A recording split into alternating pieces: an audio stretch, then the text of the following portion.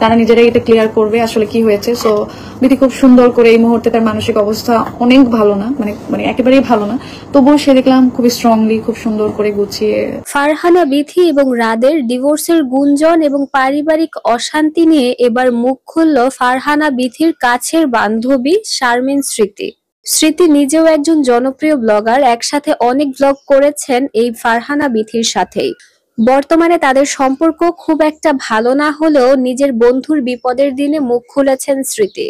তার বান্ধবীর স্বামী রাদের হাসপাতালে ভর্তি থাকা আর অন্যদিকে বিথির মার খেয়ে বিষণ্ণ অবস্থায় ভিডিও করা, সব নিয়েই কথা বলেছে সে। স্মৃতি বলতে চেয়েছে তাদের পারিবারিক বিষয়টা আসলে পারিবারিকভাবে থাকাই ভালো।